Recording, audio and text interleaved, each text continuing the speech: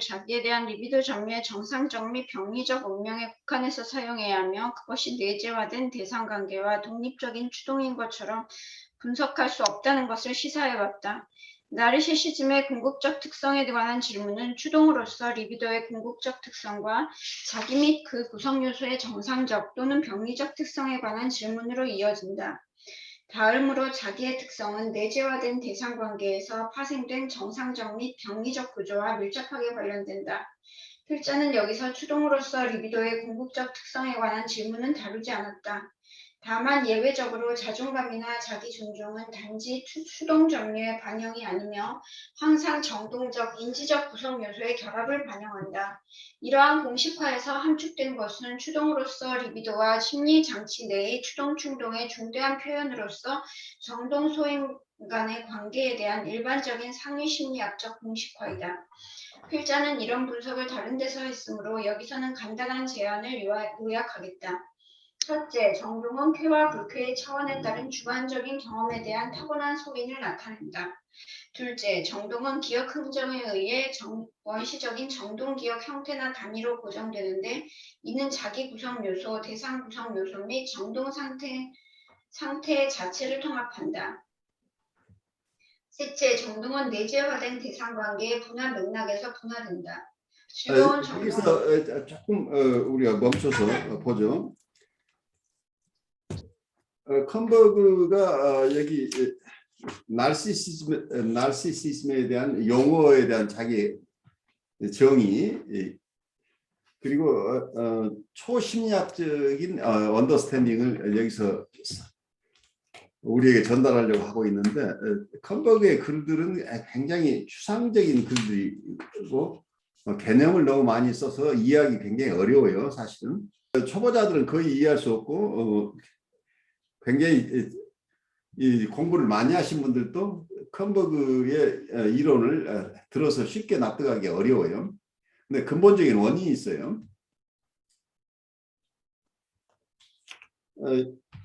이분이 전에 말씀드렸듯이 남미에서 공부하면서 대상관계 이론가로서 훈련이 되신 분인데 미국에 와서 캔사스에 있었던 그 당시에 캔사스 주에 있는 이고 사이칼로지스트들이 많은 그런 병원, 그런 연구소, 클리닉 이런 곳에서 오랫동안 근무하시면서 정신분석가로서 활동하시고 그리고 나중에는 뉴욕 쪽으로 옮겨와서 이 코넬이나 이런 병원에서 근무를 쭉 해오신 분인데 초기에 이분이 멜라니 클라인의 대상관계 이론을 충분히 공부하신 분인데 멜라니 클라인의 개념과 이고 사이칼로지의 개념 중에 가장 근본적인 차이가 있는 게 프라이머리 나르시시즘을 인정하느냐 인정하지 않느냐에서 근본적인 차이가 있는데 프로이드는 원래 우리는 태어날 때 이드를 가지고 태어났다고 보죠. 이드 그리고 거기에서부터 나중에 이고가 생겨난다 이런 개념인데 그렇지만 처음 태어났을 때 우리는 자기와 자기 아닌 것 아이와 not I를 구별해낼 수 없었다고 보는 거죠. 우리는 처음에 하나의 미분화된 아직은 이고 프로이드에 의하면 그냥 이드 덩어리인데 이드 덩어리는 대상과 자기를 구별해내지 못하는 이런 상태라는 얘기예요. 나중에 프로이드의 후계자들은 이걸 어떻게 보느냐면 미분화된 매트릭스라고 보고 undifferentiated matrix라고 하는 것은 하나의 미분화된 하나의 모체를 가지고 태어나서 거기로부터 나중에 이드도 나오고 이고도 나온다 이런 개념을 가지고 있는데 어쨌든 프로이드가 봤던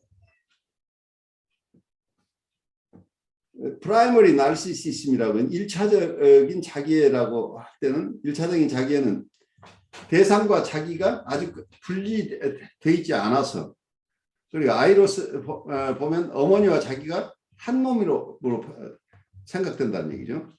그 자기와 자기 주위의 대상과를 구별해내지 못하는 상태로 태어난다고 보는 거예요.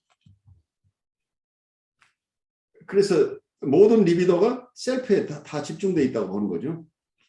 이게 프라이머리 나르시시즘이라고 하는 거죠. 자기 안에 모든 리비도가 잠겨 있었던 시절이 이게 프라이머리 나르시시즘이라고 보는 식이죠. 네, 그런 이론을 가지고 있는데, 그래서 대상과 자기를 구별하지 못하는 시기가 있다고 보는 거죠. 이게 마가렛 말러도 마찬가지로 초기에는 정상적 오티즘 단계 normal autistic phase 시기가 초기에 있는 것으로 보고 있는 게, 이게 결국 프라이머리 나르시시즘 얘기예요. 그래서 처음에 우리가 태어날 때 모든 심리적 에너지라고 할까요? 모든 리비도는 결국은 아직 분화되지 않은 셀프하고 오브젝트가 분화되지 않은, 말하자면 셀프 대시 오브젝트라고 할까요? 이게 하나의 단위가 되는 거죠. 셀프하고 오브젝트가 구별되지 않은 이 상태가 존재한다고 보는 거죠. 분화되지 않은 자기와 대상 관계, 자기와 대상이 분화되지 않은 이 시기에, 이때 이 모든 이런 상태, 대상과 구별하지 못하고 대상과 자기가 구별되지 않은 상태에 모든 리비도가 이 속에 있다고 보는 이런 시기를 있다고 보기 때문에, 아이가 처음 태어났을 때 상태를 이렇게 이해하고 있는 거죠. 그런데 멜라니 클라인 경우에는 처음부터 우리는 원시적이나마 우리는 이고를 가지고 태어났다고 보는. 그래, 이고가 있다고 하는 얘기는 대상도 있다는 얘기예요. 그래서 자기와 대상이, 어린아이가 태어나면서부터 자기와 대상을 구별하는 상태에 태어났다고 본다는 얘기예요. 그래, 프라이머리 나르시시즘이라는 게 없다고 본다는 얘기예요. 중요한 차이죠. 이게 근원적인 차이예요. 이고 사이칼로지스트는 이고 사이칼로지스트의 맥락 속에서는 초기에는 대상과 자기가 구별하지 못한 상태에서 결국은 나중에 분화돼 나온다. 대상과 자기가 분리돼 나온다. 이런 개념을 가지고 있는데, 1단계는 프라이머리 나르시시즘 단계, 그 다음에 거기서 대상과 자기가 분리되는 나온다, 이런 개념을 가지고 있어서 마가렛 말러의 발달 이론도 보면은 분리개별화라는 개념을 지금 가지고 있죠. 그래서 분리개별화가 생후 7, 8개월부터 시작되어 점차적으로 진행된다고 보고 있습니다. 멜라니 클라인 쪽의 개념으로는 우리는 이미 태어나면서부터 서로 분리된, 대상과 자기가 분리된 상태로서 아이는 자기를 인식한다고 하나. 이미 아이는 태어날 때부터 대상과 자기가 분리된 상태로서 원시적이긴 하지만 자기 나름대로 원시적인 자기를 가지고 있다는 얘기죠. 대상관계 이론에서는 우리는 대상을 추구한다고 얘기를 하고 있죠. 우리는 태어나면서부터 대상을 추구한다. 그런데 전통적인 입장에서는 우리는 욕동을 가지고 태어났다고 보잖아요. 그래서 욕동 추구, 욕동의 만족을 얻고자 싶어 한다. 그래서 쾌락 추구라고 보는 거죠. 히더니즘이라고, 우리는 쾌락을 추구하고 불쾌를 피한다. 이런 쾌락의 원칙을 가지고 설명을 하고 있는데, 우선 중요한 것은 프라이머리 나르시시즘이 있다고 보는 것과 프라이머리 나르시시즘이 없다고 보는 것에는 근원적인 차이가 있습니다. 이고 사이칼로지 쪽에서는 영유아의 초기 상태는 자기와 대상이 구별되지 않은 상태라고 보는데, 여기로부터 우리가 발달해 나와서 분리개별화가 된다고 보는데, 우리가 사이카틱한 상태에 가면 우리는 퇴행을 하기 때문에, 퇴행을 하면 완전 퇴행이 일어나면 다시 자기와 대상이 완전히 하나가 되는, 자기와 대상이 뒤섞여 버리는 이런 상태로 간다고 이렇게 이해를 하죠. 그렇기 때문에 이런 퇴행이 심해지는 경우에 사이카틱한 상태로 가기 때문에 이때는 정신분석적인 방법으로 정신분석적인 기법으로 이분들을 치료할 수 없다고 본다는 얘기예요. 그런 점에서 이고사이카리스트들은 전통적으로 뉴라틱 환자, 그러니까 대상과 자기가 완전히 분리되어 있는 이런 상태에 분리개별화가 된 내담자들 중심으로 치료 기법이 일어났다는 거죠. 근데 여기에서 자기와 대상, 셀프와 아브젝트가 구별되지 않은 상태로 퇴행이 일어날 가능성이 있는 상황이 되면 정신분석적인 기법으로 치료할 수 없기 때문에 이때는 카우치에 눕히지도 않고 바로 의자에 앉아서 이때는 현실적인 치료 방법으로 정신분석적인 기법이 아닌 지적인 기법이나 다른 어떤 기법으로 이분들 현실적인 방법으로 도와야 된다. 이런 개념을 가지고 있어서 정신분석의 대상은 뉴라틱 환자에 국한한다. 이렇게 되고 있는데 이 대상관계 이론에서는 처음부터 셀프와 아브젝트가 일단 분리된 상태로서 우리가 태어난다고 보기 때문에 아까 말한 이고 사이카리스트들이 생각하듯이 전통적인 정신분석이 생각하듯이 이런 원리스라고 할까요? 미분화된 상태에 하나가 되는 하나로 뭉뚱그려지는 이 상태라는 게 원래 없다는 얘기예요. 그래서 미분화된 대상과 자기가 구별되지 않은 상태라는 것이 우리는 처음부터 없었다고 하기 때문에 그런 퇴행도 일어나지 않는다고 보는 거예요. 그래서 대상관계 이론가들은 사이카틱한 환자나 보더라인 환자들을 다 해석을 통해서 치료한다고 하고 있어요. 그게 달라요. 그러니까 이고 사이카리스트들은 뉴라틱 환자들까지가 해석을 통한 치료 기법을 사용한다고 보는데 대상관계 이론가들은 사이카틱한 환자건 보더라인 환자건 뉴라틱한 환자건 상관없이 해석을 통해 치료할 수 있다고 보는 게 이고 사이카리스트들이 생각하는 것 같은 이런 퇴행, 아까 얘기한 프라이머리 나르시시즘 상태에서의 퇴행이라는 게 일어날 수가 없다고 보는 거죠. 그러면 거기에서는 그런 상태의 퇴행이 일어나지 않기 때문에 셀프하고 대상이 미미하지만 분리되어 있는 상태에 계속 남아있다고 보는 거죠. 그러니까 해석을 할 수 있다고 보는 거예요. 만약에 이게 이 경계가 무너져 버린 상태, 온전하게 대상과 자기가 분리되지 않은 상태로 퇴행이 일어난다고 하면 해석을 할 수가 없다고 보는 게 이제 이고 사이카리스트 입장인데 대상관계 이론가들은 이런 프라이머리 나르시즘 상태는 원래부터 존재하지 않는 것이다. 그러면 실제로 이분들이 대상과 자기 간의 어떤 구별을 잘 못하는 것은 어떻게 설명할 것이냐 하는 게 이때는 프로젝티브 아이덴티피케이션이라는 개념을 사용을 해요. 그러니까 왜 그렇게 혼란스럽냐고 하면 자기 안에 있는 것을 외부로 너무 많이 투사를 해버리는. 그 셀프를 외부에 투사를 하고 그래서 외부에 있는 대상과 자기가 잘 구별해낼 수 없는 혼란이 생기죠. 자기 안에 있는 것을 지나치게 투사하는 경우 또 하는 외부 대상이 가지고 있는 것을 자기 안에 전부 내사를 하는 게 프로젝션 대신에 인트로젝션이 일어나 버리면 대상이 가지고 있는 게 전부 자기 것처럼 되니까 그렇게 해서 이 컨퓨전이 생겨 혼란이 생길 수 있다는 얘기죠.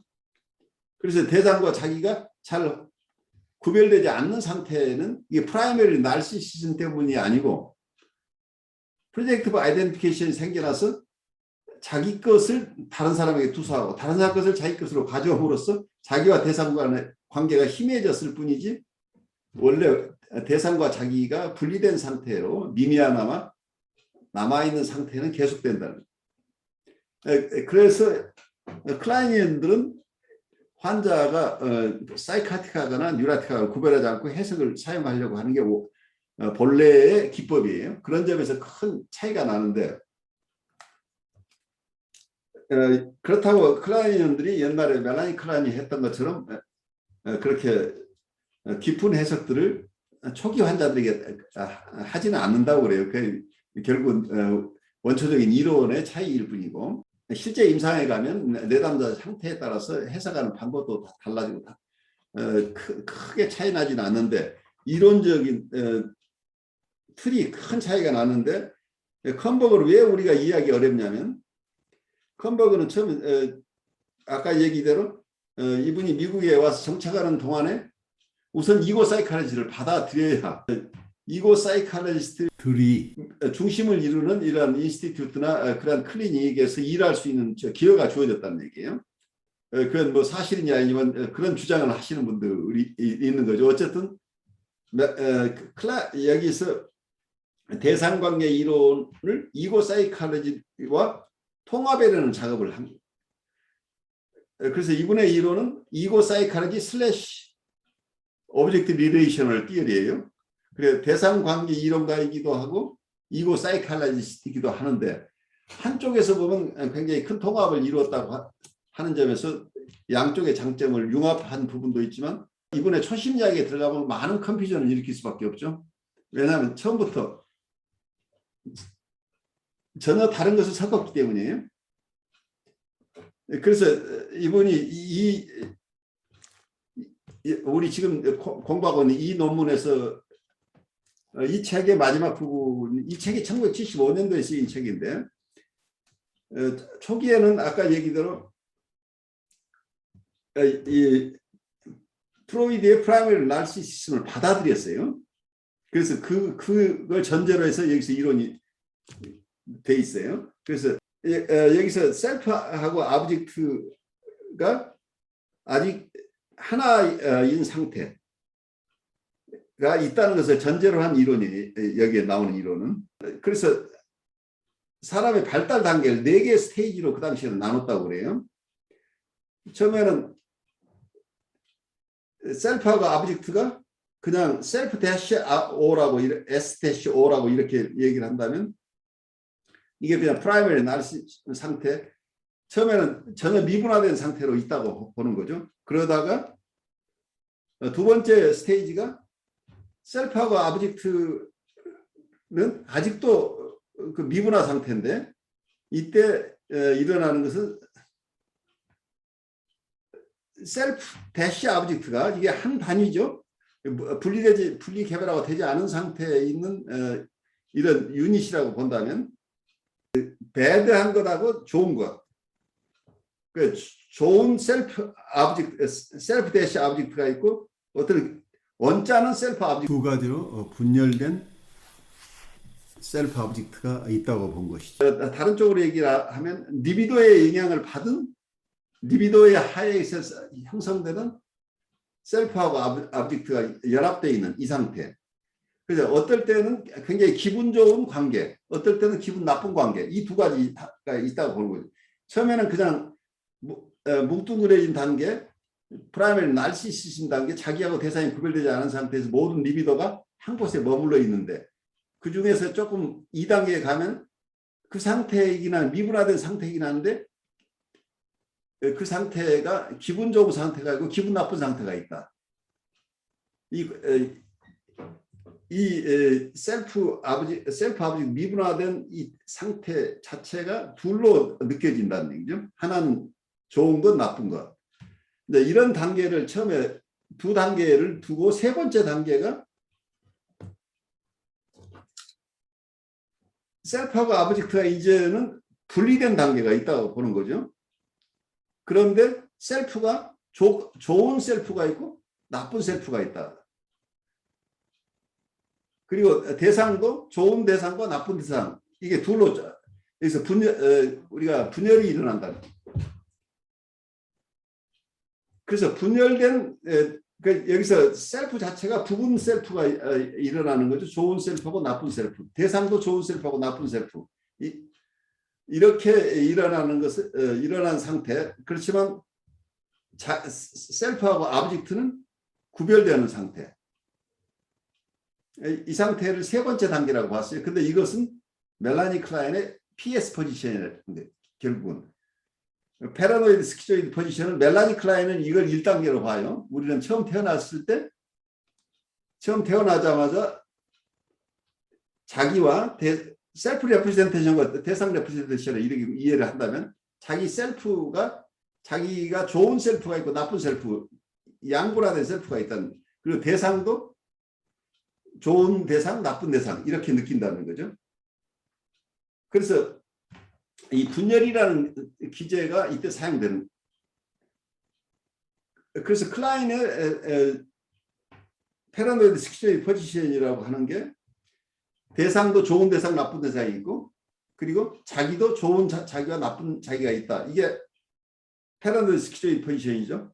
어쩌면 이 상태가 이 상태를 컴버그가 초기에는 이걸 세 번째 인간 발달 단계로 본 거죠.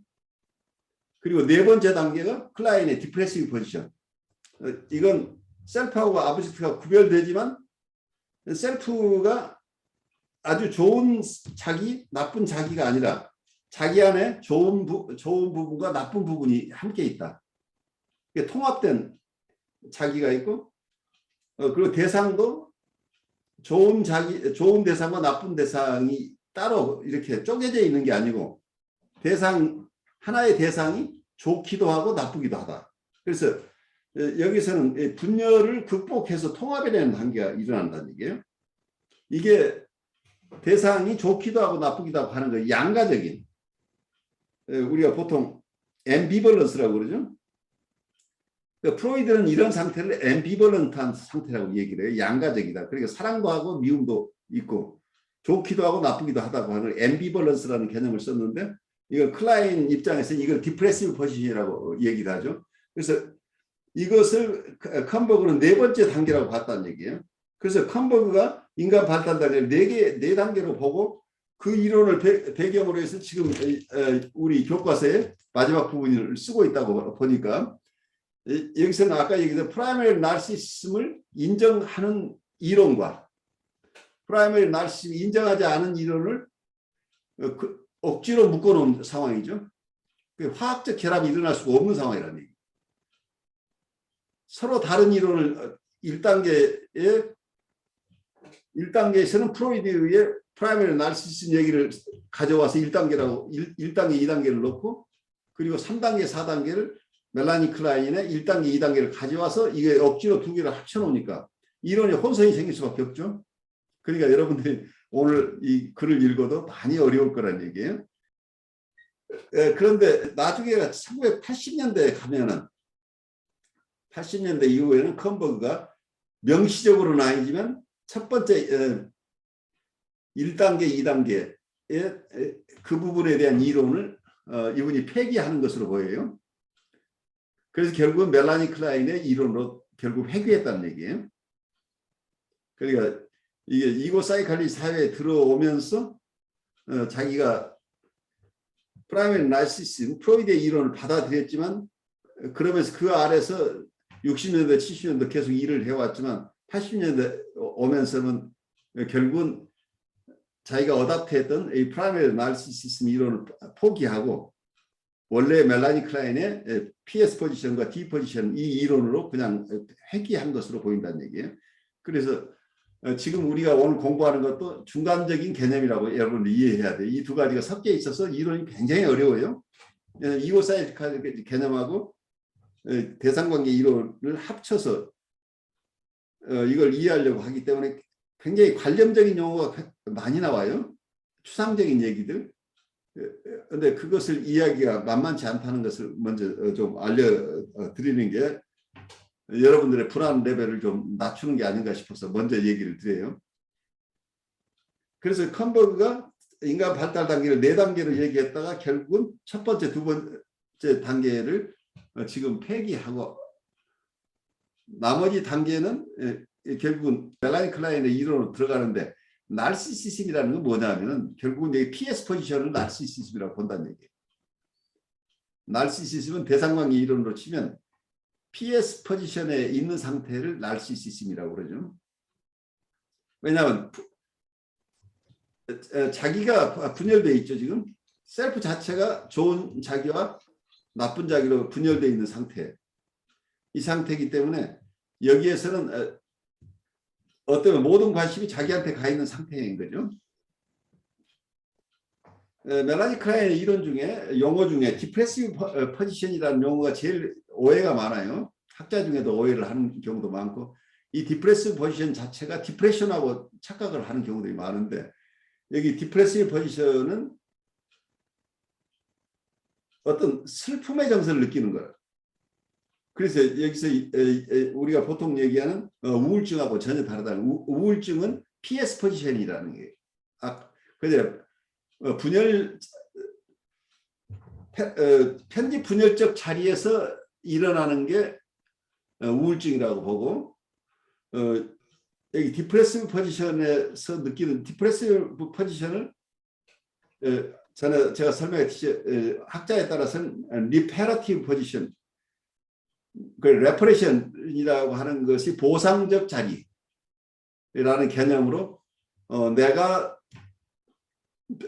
과거에는 대상이 좋은 엄마, 나쁜 엄마가 두 명인 줄 알았는데 지금 보니까 나쁜 대상이라고 생각해서 내가 파괴하려고 했고 파괴했던 그 대상이 좋은 대상이기도 하다 하는 것 때문에 내가 좋은 대상을 공격했다는 것 때문에 그 부분에 대한 슬픔을 느끼고 그걸 다시 그 관계를 회복하려고 하고 보상하려고 하는 이런 정서가 디프레시브 포지션에서 느끼는 정서가 디프레시브 앵사이티라고 어느 분은 표현을 해요. 이거 자체가 디프레시브 앵사이티, 디프레션이 아니다. 그런 의미에서 디프레시브 포지션에서 느끼는 정서들은 어떤 관계를 회복하고 싶은 이런 정서들이기 때문에 슬픔을 느끼는 정서죠. 그런데 우울증에서 정서는 자기 자신을 용납하지 못하는 이런 정서들이잖아요. 우울증이라고 하는 것은 분열된 상태죠. 자기 자신을 형편없는 자기를 초자하고 공격하는 상태잖아요. 그래서 자신의 좋은 점과 나쁜 점 전부를 가지고 있는 자기가 아니고 어떤 면에서는 아주 나쁘기만 한 자기로 이렇게 인식하는 거기 때문에 디프레션에서는 매닉한 상태, 디프레션을 겪는 상태가 이게 순환되는 경우도 많고 양극성으로 나가는 경우도 있고 그래서 그때는 통합된 자기라는 개념보다는 분열된 상태에서 체험하는 거다 이렇게 대상관계 이론 쪽에서는 이해를 해요. 그런데 학자마다 이걸 설명하는 방법이 다르기 때문에 여러분들이 어떨 때 혼란스럽겠지만 여기서 클라인의 디프레시브 포지션이라고 하는 것은 위니카시 얘기하는 capacity for concern for others라는 개념이에요. 다른 사람에 대해서 관심을 줄 수 있는 능력이 이걸 디프레시브 앵사이티라고 얘기를 할 수 있는 거죠. 그래서 여기서 우울적 자리라고 하는 것은 자기를 성찰할 수 있고 자기 안에 좋은 점과 나쁜 점을 통합해내고 대상의 좋은 점과 나쁜 점이 한꺼번에 앰비벌런트하게 볼 수 있다고 하는 거죠. 양가적으로. 두 이론의 근본적인 차이에도 불구하고 컴버그가 처음에는 야심차게 프로이드의 개념과 클라인의 개념을 다 가져서 인간을 이해하려고 애를 썼는데 나중에 가서는 프라이머리 나르시시즘에 대한 그런 이론을 폐기했기 때문에 우리가 여기서 컴버그 이론을 이해할 때도 그 부분이 나중에 변할 수 있는 내용인데 1975년에 낸 이 책이기 때문에 아직은 이런 두 가지를 다 포용하는 개념으로 이론 구성을 했기 때문에 본인도 소화해내면서 결국 포기해야 될 이론이 포함되어 있다는 걸 여러분 이해하셨으면 좋겠어요. 그래서 그런 어려움이 이 속에 있다고 이해하시고 아마 여러분이 한글 번역본을 읽어도 어렵고 영어로 읽어도 굉장히 어려울 거예요. 어려울 만한 이유가 있다고 이해하고 우리 그 다음으로 가죠.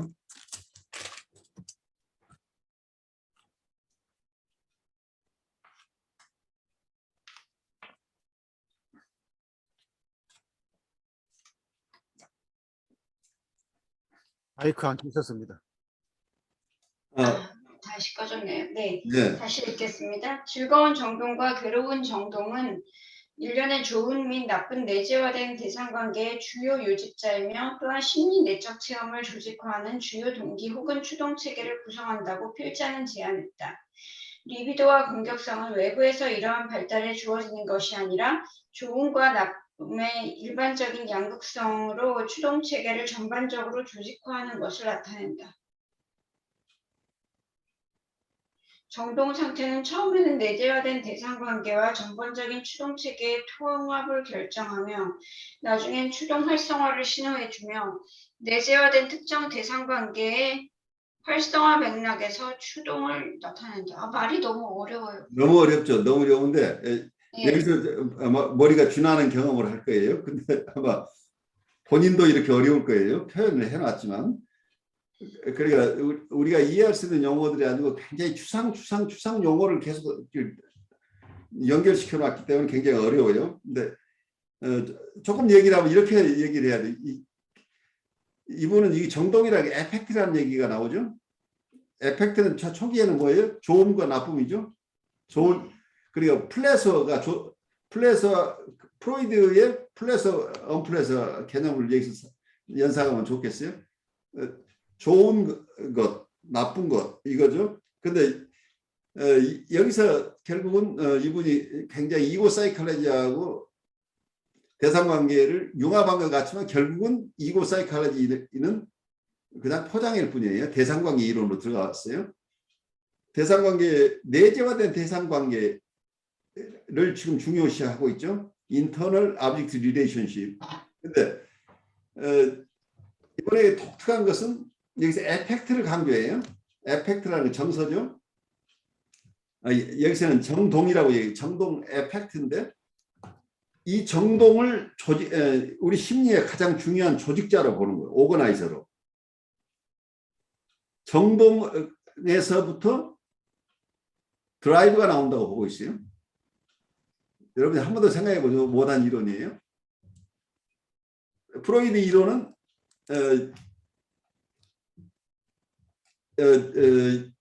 드라이브라고 하는 것은 이드 속에 드라이브가 역동이 있죠. 신체에서 발원하는 이런 드라이브가 있는데 이 드라이브로부터 환상도 나오고 소망도 나오고 그리고 정서도 나온다고 이렇게 보고 있어서 드라이브 자체가 가장 중요한 우리 심리 내적 조직자라고 얘기할 수 있겠죠. 드라이브로부터 모든 것이 이루어진다. 보는데 그래서 신체로부터 정신세계와 연결되는 이 드라이브를 통해서 심리 구조가 빌드업돼 나가는 과정으로 이렇게 설명을 하죠. 프로이트는. 그래서 드라이브 중심이라는 얘기예요. 그런데 여기서 는 대상관계 이론을 쓰기는 처음부터 자기와 대상이 있다고 보는 거죠. 그런 쪽에서 드라이브로 출발하는 게 아니고 여기서는 에펙트 중심으로 정동이 먼저다. 정동으로부터 드라이브가 발생한다. 이렇게 좀 뒤집어져 있어요. 그게 굉장히 중요한 차이가 나와요. 그러면 그 윗부분을 제가 같이 한번 읽어보면서 보죠. 정동은 쾌와 불쾌 차원에 따른 주관적인 경험에 대한 타고난 소인을 나타낸다. 여기서 에펙트라는 게 쾌와 불쾌 차원에 따른 주관적인 경험에 대한 타고난 소인이라고 하는 것이 이게 inborn dispositions to a subjective experience along the dimensions of pleasure and unpleasure. 그래서 쾌락과 불쾌 차원에 따라서 여러 가지 주관적인 경험을 할 수 있도록 하는 타고난 소인이다. 그러니까 이거 자체가 쾌 불쾌가 아니고 에펙트라고 하는 것은 타고난 디스포지션인데 이걸 통해서 쾌와 불쾌를 느낀다는 거죠. 그런데 이 드라이브 중심이 아니고 이 에펙트 중심으로 모든 이론을 구성하고 있다는. 그래서 원초적인 요즘 여러분들 대장동 사건에서 요새 흔히 가장 신문에 많이 나는 얘기가 어떤 얘기, 설계자라는 용어를 쓰고 있죠. 그 대장동 사건에서 수익 구조가 민간인들이 많은 수익을 가져가도록 할 수 있는 이 구조가 누가 설계했느냐. 설계자가 누구냐 이런 얘기가 나오면 말하자면 우리 심리기구의 가장 중요한 설계자가 오거나이저가 누구냐 하는데 여기서 에펙트란 말이에요. 여기서. 그래 에펙트 중심으로 설명을 하고 있어서 굉장히 생소할 거예요. 여러분들. 보통 이고 사이클리스트는 드라이브 중심으로 얘기를 하죠. 드라이브로부터 모든 심리기구가 발달하는 것으로. 그러니까 드라이브는 이드 속에 있는 것으로 보고 있죠. 그런데 여기서는 정동이 먼저 있다는, 그 정동은 쾌 불쾌를 느낄 수 있는 타고난 소인이라고 지금 보고 있죠. 그리고 두 번째 얘기는 정동은 기억 흔적에 의해 원시적인 정동 기억 형태나 단위로 고정되는 이는 자기 구성 요소, 대상 구성 요소 및 정동 상태 자체를 통합한다. 이 얘기가 이게 에펙티브 메모리라는 거, 정동적인 기억이라는 정동 기억 형태로 이렇게 나눠지는 정동 기억, 이 메모리로 에펙티브 메모리도 정동의 기억이다. 에펙티브 메모리라는 이런 용어를 썼는데 여기에는 어떤 정동의 형태, 정동을 어떻게 기억하느냐면 정동이 하나의 컨스텔레이션, 하나의 유니티가 되는데 거기에는 셀프 컴포넌트하고 오브젝트 컴포넌트 그리고 에펙트 스테이트 itself 이거 세 가지를 합쳐서 에펙티브 메모리가 된다 이렇게 설명하고 있는데 셀프 컴포넌트란 말은 그냥 이고 사이클에 쓰는 용어를 빌린다면 셀프 레프레젠테이션이라고 그냥 얘기를 하면 어떨까 싶어요. 자기에 대한 개념이죠. 그 셀프에 대한 이미지라고 셀프에 대한 이미지 그리고 대상에 대한 이미지들 이것과 이것을 이 두 가지 셀프하고 대상 셀프 이미지와 대상 이미지와 함께 여기에 에펙티브 컴포넌트가 있다는 그 에펙트 스테이트 자체가 에펙트 스테이트는 좋고 나쁜 게 있는 거죠. 즐거운 것, 불쾌한 것. 그래 쾌락과 불쾌한 정서 이런 에펙트 우리의 기억 속으로 남는 건 에펙티브 메모리인데 그 에펙티브 메모리에는 두 개 크게 봐서 그림이 있고 이걸 뭐라고 여기서는 셀프 컴포넌트 그 자기 부분과 대상 부분 이걸 이고 사이클 용어로 빌자면 셀프 레프레젠테이션과 대상 레프레젠테 대상 표상이나 대상 이미지 그리고 셀프 이미지가 있는데 이 대상 이미지하고 셀프 이미지가 하나하나 분리되는 게 아니라 항상 대상관계 이론이니까 내적 대상관계에서는 셀프에 대한 어떤 표상과 대상에 대한 표상이 있고 거기에 이걸 연결해주는 에펙트 스테이트 이때의 정동의 상태가 어떤 것이었느냐 이게 하나 단위가 돼서 에펙티브 메모리가 구성된다 이런 이론을 지금 만들고 있어요. 그리고 세 번째 얘기가 정동은 내재화된 대상관계의 분화 맥락에서 분화된다. 이 얘기는 differentiation of affect occurs in the context of the differentiation of internalized object relations. 결국 여기에서 나오는 얘기는 이게 아까 얘기대로 자기 이미지 그리고 대상 이미지 그리고 이 두 개를 연결시켜주는 정동적인 상태 이것을 합쳐서 이게 하나의 단위가 되는 거죠. 이건 결국은 뭐예요? 내적 대상관계를 얘기하는 거죠. 그래서 모든 게 internalized object relations, internalized object relations를 지금 설명해주고 있는 거죠. 그래서 이 내재화된 대상관계가 여러 가지로 분리되면 될수록 이게 다양화되면 될수록 거기에 따라서 디퍼레이션 이 에펙트 자체도 여러 가지로 다양하게 차별화될 수 있겠죠. 그리고 내적 대상관계가 차별화되면서 이 정서도 차별화된다.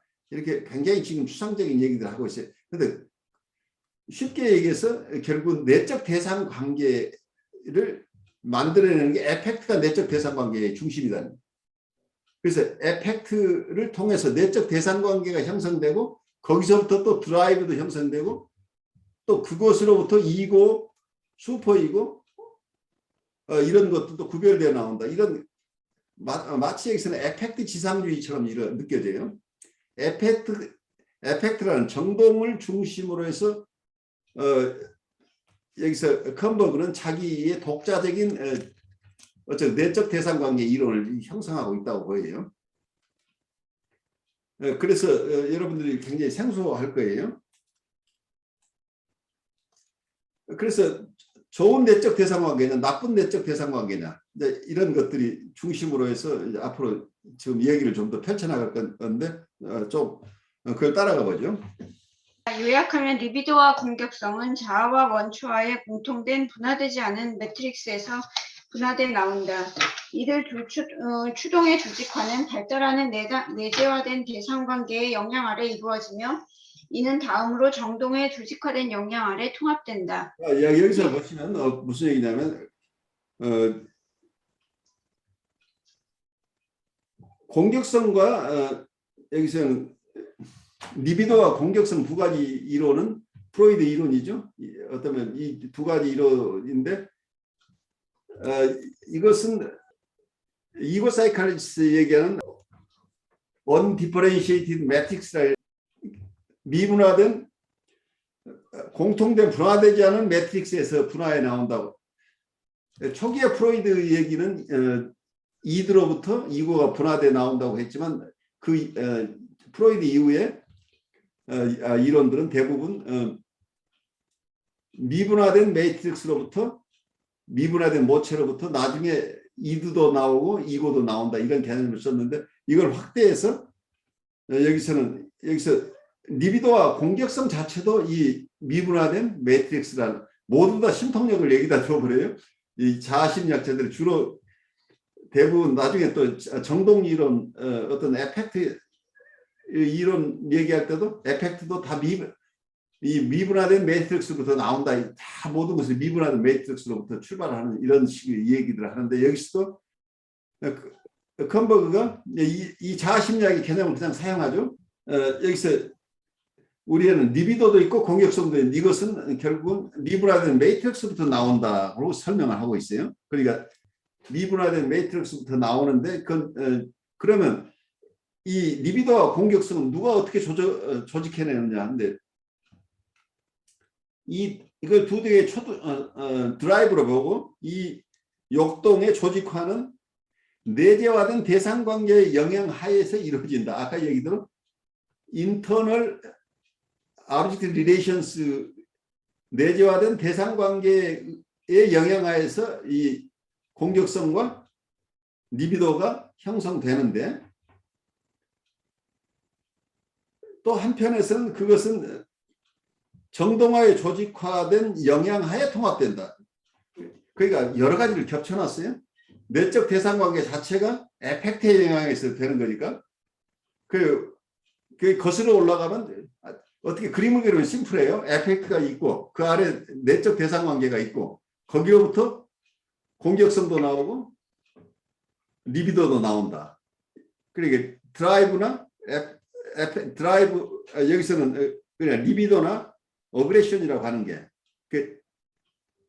이 두 가지 역동 자체가 어디서 나오냐면 내적 대상관계로부터 나오는데 내적 대상관계는 결국 에펙트의 영향에서 이게 내적 대상관계가 이루어진다. 그래서 궁극적으로는 에펙트로부터 이런 것들이 나온다. 그러니까 공격성이나 리비도 자체가 완전히 하위 개념이 되는 거죠. 여기서는 상위 개념으로 에펙트가 있다는. 그러니까 우리가 좋고 나쁨부터 출발한다는 얘기예요. 우리의 심리 기구 자체가 어쩌면은 우리가 타고난 소인이라고 아까 얘기 인본 디스포지션인데 인본 디스포지션이 우리가 쾌감을 느끼거나 불쾌함을 느낄 수 있는 이러한 소인 거기서부터 출발한다. 이렇게 굉장히 우리의 생물학적인 연결을 에펙트를 통해서 지금 하고 있죠. 우리의 이고 사이클 쪽의 측면에서 우리의 바디에 하고 우리 심리를 항상 연결시키려고 하는데 프로이드는 드라이브가 소스가 우리의 바디에 있다고 봐서 바디로부터 발원하는 것이 어떤 역동이다 이렇게 봤는데 여기서는 에펙트를 그 자리에 놓은 거죠. 드라이브 대신에 에펙트를 바로 우리의 신체적인 바디와 우리의 심리 내적인 상황과 가장 연결시키는 고리를 에펙트로 보고 있다고 하는 거죠. 그래서 근본적인 이론 구성이 달라지고 있는 거죠. 그래서 지금까지 우리가 생각하던 드라이브를 최우선으로 두고 있는 프로이드 이론하고 여기서는 에펙트를 최우선으로 두고 있는 컴버그 이론은 전혀 다른 쪽에서 접근하고 있다는 것을 이해하시면서 그 다음으로 이 얘기를 들어보죠. 필자의 공식화에 따르면 점유, 카테식스는 무엇보다 먼저 정동적 점유이다.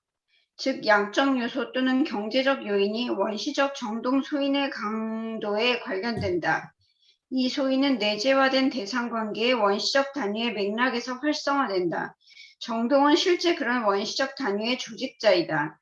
점차 정동이 분화되고 그 양적 주는 경제적 측면이 동기체계나 추동이 리비도 계열이나 공격성 계열로 조직화된 것과 밀접하게 관련된다. 나중에 정동은 리비도적, 공격적 또는 결합된 리비도적, 공격적 동기체계의 지배적인 특성을 신호해주는 중대한 기능을 한다. 정동의 양적 요소나 점유는 원래 생리적 욕구의 망조기나 좌절의 주관적인 심리 내적 영향력을 반영하였다. 그러나 점차 그것은 자기와 대상에 대해 지닌 의미와 자아 가치와 초자아 압력 등의 관점에서 주체가 즉각적인 정동적 흥분을 해석하는 데 전적으로 의존한다. 그러므로 필자에게는 점유라는 용어를 지배적인 동기체계의 지표로서 정동의 기능을 가리키는 데 사용하는 것이 가장 실제적인 것으로 보인다. 이것이 가정하는 것은 원래 점유란 거의 순수한 정동적 점유였던 반면 종국에는 정동이 신호 기능의 이상의 것을 하며 동기체계의 양적 강도를 나타낸다는 것이다. 그러므로 점유는 처음에는 정동 점유이며 심리내적 추동체계로서 전반적인 추동을 조직화하는 중대한 기능을 한다고 말할 수 있다.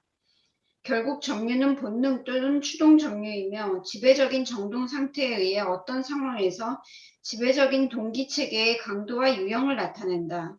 정동은 심리적 기능의 생물학적 근원에 가장 가까이 유지된 심리적 체험의 요소이다. 정동의 생물학적으로 결정된 강도는 좀 더 복잡한 심리 내적 동기체계로 경로화될 수 있다. 그러나 극단적인 상황을 제외하면 생물학적인 압력과 심리적 기능 간의 직접적인 관계는 없다. 여기서 굉장히 다양하게 설명하고 있는데 이 얘기를 잘 뜯어보면 결국은 드라이브 대신에 에펙트를 중심에 놓아서 이 커텍시스라는 말 자체가 원래 인스팅츄얼 커텍시스였죠. 드라이브에 커텍시스가 실려 있었던 거죠. 드라이브 중심의 커텍시스 이론. 커텍시스를 우리가 리비도 심리적인 에너지 뭐 이런 얘기를 할 때 커텍시스라는 용어를 썼었죠. 이걸 점유라고 번역을 했는데 그 에펙티브 커텍시스라는 커텍시스 이걸 그냥 심리적인 에너지라고 보면 이게 에펙티브라는 용어 정동에 기인한 어떤 점유라고 얘기를 하고 있는데 정동에 기인한 심리적인 에너지라고 모든 그러니까 우리 이 부분은 굉장히 중요하다고 봐요. 우리가 현대 정치 분석에서도 이 정서에 대한 얘기를 굉장히 이모션을 굉장히 중요시하는 게 이 에펙트가 사라지면 어쩌면 모든 우리의 삶의 에너지가 사라지는 것처럼 느껴지기 때문에 어쩌면 이 부분은 상당히 시사점이 있어요. 추상적인 드라이브라는 개념보다는 우리의 정서가 사라지면 보통은 삶의 에너지들이 사라지면서 굉장히 무의미한 상태로 공허감을 느끼면서 심한 우울로 빠지거나 하는 경우에 우리가 많이 관찰이 되죠. 그래서 에펙트라고 하는 것을 이 커텍시스라는 것을 심적인 에너지라고 봤을 때 심적인 에너지는 우선 에펙티브하고 관련되는 것이다고 해서 에펙티브 커텍시스라는 용어를 쓰고 있다고 하는 거죠. 다른 사람은 쓰고 있지 않은 용어예요. 그러니까 정동적 점유라고 이렇게 표현을 하고 있죠. 정동 점유라는 표현이. 그런데 결국에는 인스팅츄얼이라는 용어를 쓰고 있죠. 나중에 가면은 이 얘기를 본능적 혹은 역동적 점유라는 얘기, 인스팅츄얼 그러니까 인스팅크나 드라이브와 관련된 컨텍스트를 썼는데 에펙트로부터 나중에 역동이 발생하니까 그 추동이나 역동이라고 드라이브가 발생하니까 결국은 이 컨텍스트라는 것도 여기 궁극적으로는 본능 또는 추동 점유라고 표현을 하지만 그 이전에 원래는 여기서 이론을 쓴 정동 점유를 먼저 내세우는 거죠. 왜냐하면 정동으로부터 나중에 드라이브가 나오기 때문에 우선은 정동 점유, 처음에는 정동 점유지만 나중에 본능 또는 추동 점유가 된다 하고 있는데 결국은 클리니컬한 쪽에서 본다면 눈에 보이지 않는 드라이브라는 것은 조금 에펙티브, 우리가 친숙해져 있는 에펙트라는 말 자체가 이모션은 아니지만 결국 에펙트의 근거에서 이모션도 나온다고 본다면 이모션 중심으로 우리의 쾌락이나 불쾌 중심, 원초적인 어떤 에펙트는 쾌락적인 것과 불쾌함이죠. 그러니까 어떤 쾌락과 고통이라고 볼 수 있는 거죠. 플레저하고 페인인데 이걸 중심으로 해서 어떤 심리적인 에너지들이 움직여진다 하고 이 에펙트를 중심으로 그 당시에 어떤 내가 굉장히 즐거움이 많았을 때 나는 나의 표상이 있죠. 그 대상 표상이 있죠. 그 이게 내가 가장 기분 좋을 때 나의 모습과 엄마의 모습, 그때 내 에펙티브 상태, 내 정동의 상태, 이런 것이 하나의 묶음이 되거나 하나의 그룹이 되거나 이런 것들이 여러 가지가 계속 우리한테 있을 것이다. 이제 이렇게 이런 구성을 하고 있죠. 그래서 다양한 어떤 정동 상태들이 있는데 거기에 어떤 정도의 에너지가 실리느냐 하는 것은 여기서 굉장히 양적으로 보고 있을 수 있죠. 그래서 정동 컨텍시스라는 에펙티브 컨텍시스라는 말을 써서 여기서 독특한 이론을 전개하고 있는데 궁극적으로는 드라이브가 없다는 것은 아니죠. 결국 드라이브를 얘기하는 처음부터 드라이브가 있어서 거기서부터 무슨 에펙트가 나왔다고 하지 않고 거꾸로 에펙트가 먼저 있고 거기서부터 내적 대상 관계가 어떤 채색된 내적 대상 관계가 생겨나고 그로부터 여기서 역동도 생겨난다. 드라이브가 생겨난다. 그래서 그 드라이브는 여기서 리비디널 드라이브도 있고 어그레시브 드라이브도 있으니까 결국 드라이브 역동이라는 것을 에펙트의 하위 개념으로 지금 구성하고 있는 거죠. 그런 점에서 그 에펙트는 내적 대상 관계를 구성한다 하는 중간 단계를 거쳐서 결국은 드라이브는 에펙트로부터 발원한다. 이런 이론 구성으로 가기 때문에 이 에펙트 중심으로 초심리학을 구성하고 있다. 이렇게 이해할 수 있겠어요. 그러므로 추동으로서 또는 자기의 정유된 리비도와 공격성 간의 평형 상태의 반영으로서 나르시시즘의 궁극적 특성은 자기지향적 리비도의 표현은 리비도 및 공격성 계열의 정동소인의 발달에 달려있다. 그것은 내재화된 대상관계의 발달 및 그것이 자아, 추자, 원초화로 구조화되는 것과 관련된다. 이러한 개념은 이 장의 앞 세 절에서 제시된 정상적 및 병리적 나르시시즘에 대한 구조적 및 임상적 분석을 강조한다. 여기서 보시면 컴버가 굉장히 중요시하고 있는 리비도하고 공격성. 그러니까 아까 어떤 나르시시즘을 얘기하면서 자기에 대한 리비도 점이라고 설명을 하고 있지만 자기에 대한 셀프에 대한 리비디널 인베스트먼트라고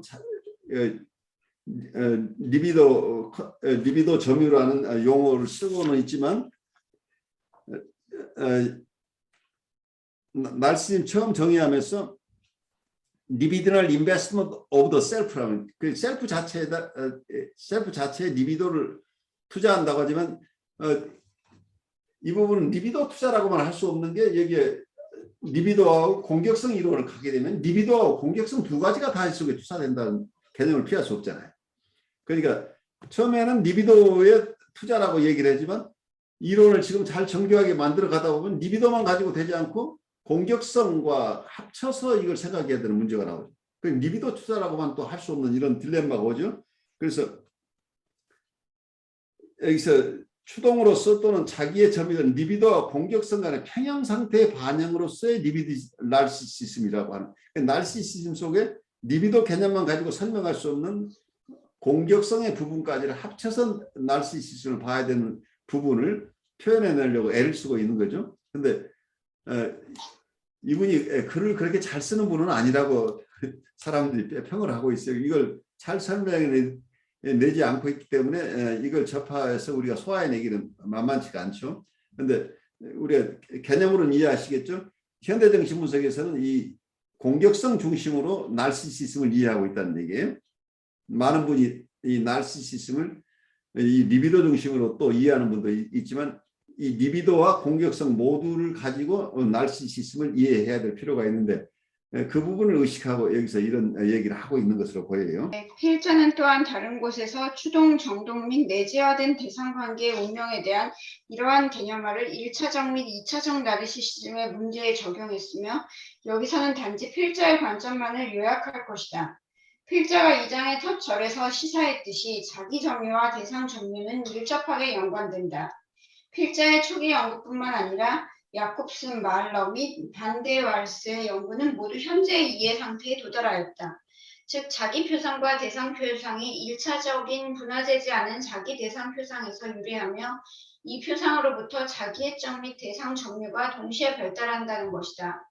그러므로 자기애적 리비도 점유가 먼저 있고 나중에 리비도의 대상 점유가 있다는 전통적인 정신분석적 견해와는 달리 그리고 자기애적 점유와 대상 점유가 함께 시작해서 각기 독립적으로 발달하여 자기애적 성격에서 공격성은 대부분 자기애적 손상에 대해 2차적으로 일어난다는 코엇의 견해와는 달리 필자의 견해로는 정상적 및 병리적 나르시시즘의 발달에는 항상 리비도와 공격성을 포함하는 갈등뿐만 아니라 자기 표상과 대상 표상 그리고 외부 대상 간의 관계가 포함된다.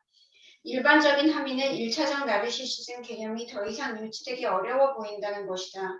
상위 심리학적으로 1차적 나르시시즘과 1차적 대상 점유는 사실상 동시에 일어나기 때문이다. 1차적인 좋기만 한 자기 대상 표상에 대한 리비도 점유, 1차적인 나쁘기만 한 자기 대상 표상에 대한 공격적 점유 및 모두 1차적인 구조의 발달과 상호관계의 운명이 분화된 자기에 대한 리비도 점유의 발달보다 선행한다. 여기에서 어떤 면에서는 지금 컴버가 애를 먹고 있는 거죠. 이 부분에서 우선 여기서 아까 근원적인 얘기를 제가 조금 했었는데 여기서 자기애적 점유라고 자기애적 점유 대상 점유라는 것이 프로이드에 의하면 1차적 나르시시즘이 있고 거기로부터 대상 점유가 발달한다. 1차적으로 1차적 나르시시즘이 있고 대상 점유가 있는데 만약에 대상에게 갔던 리비도가 다시 회수되는 경우에 이걸 2차적 나르시시즘이라는 이런 개념을 써서 설명을 하고 있죠. 그 리비도가 처음에는 셀프 자체의 리비도가 다 집중돼 있었다가 대상 쪽으로 흘러간다는 이런 개념을 가지고 있었는데 그런 개념이 여기서 1차적 나르시시즘이라는 개념인데 그 개념을 유지할 수 없다는 거예요. 왜냐하면 아까 얘기대로 제이콥스나 말러나 이런 분들도 말하자면 자기 표상과 대상 표상이 1차적인 분화되지 않은 자기 대상 표상에서 유래한다. 이렇게 본다면 여기서 자기 대시 대상이라고 하는 것은 미분화 상태라는 얘기예요. 이게. 자기하고 대상이 분리된 상태가 아니라는 얘기를 아까 제가 얘기를 했었죠. 자기와 대상이 융합되어 있는 상태, 하지만 아직 미분화된 상태에 있는 상태를 여기서 상정하고 있는데 제가 원문을 잠깐 보죠.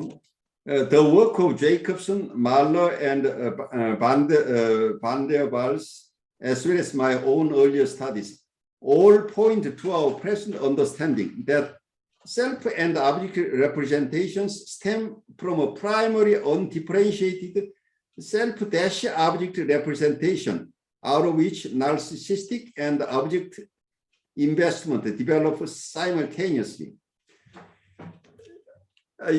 프로이드가 봤던 것하고 다르게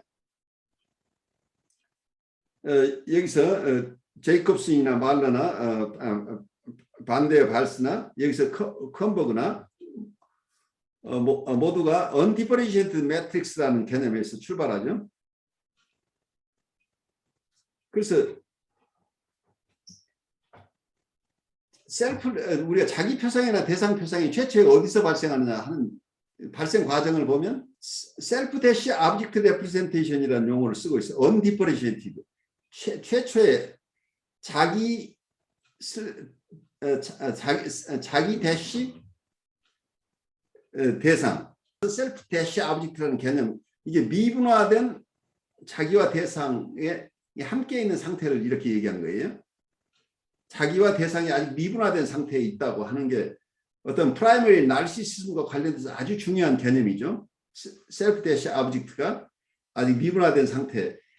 이 미분화된 상태의 셀프 오브젝트 레프레젠테이션, 아직 미분화된 하나의 셀프 대시 오브젝트 표상으로부터 그 자기 대시 대상이 분리되지 않고 미분화된 자기 대시 대상 표상, 여기로부터 셀프 레프레젠테이션이 분리돼 나오고 대상 레프레젠테이션이 분리 나온다는 얘기죠.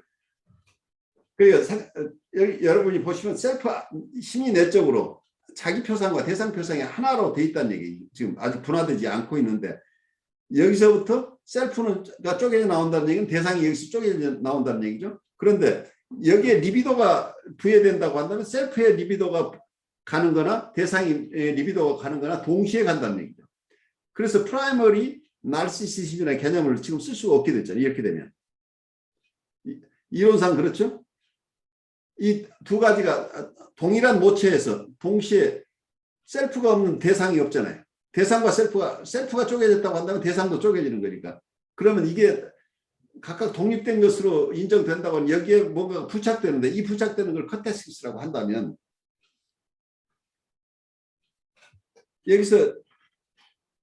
여기에 커텍시스가 인베스트먼트 된다는 심리적인 에너지가 이게 부착되니까 이게 대상 표상이 되고 자기 표상이 일어나는 거죠.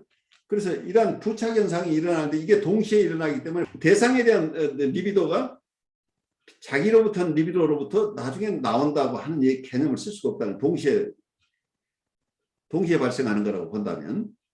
그래서 이런 점에서 therefore in contrast to the traditional psychoanalytic viewpoint according to which there first exists a narcissistic investment of libido and later an objective investment of libido. 그러니까 과거에는 먼저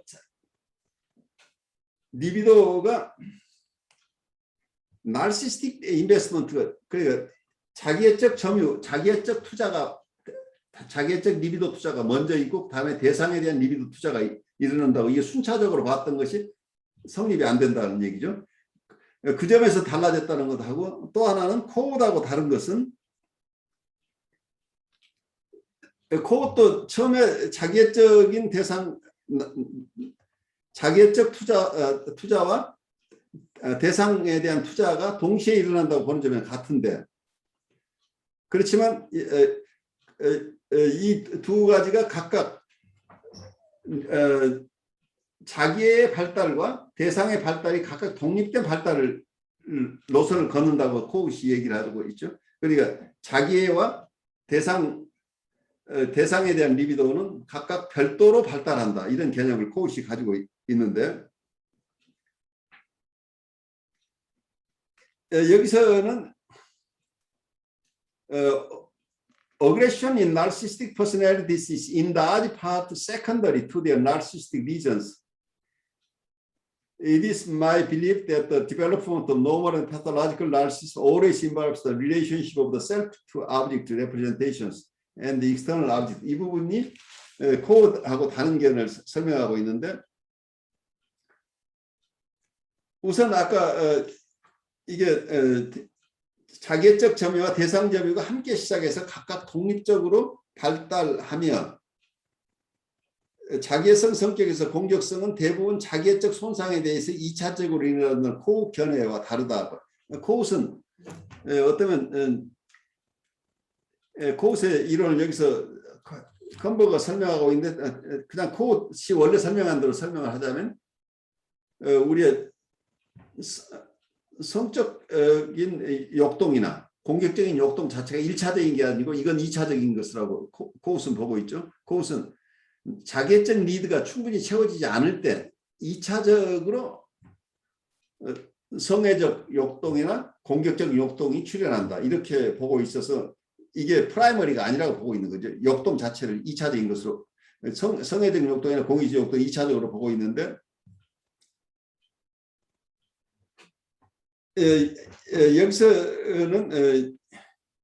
여기서 컨버그는 좀 더 포괄적으로 설명하려고 애를 쓰고 있죠. 여기서 컨버그는 정상적 및 병리적 나르시시즘의 발달에는 항상 리비도와 공격성을 포함하는 갈등뿐만이 아니라 자기 표상과 대상 표상 그리고 외부 대상 간의 관계가 포함된다.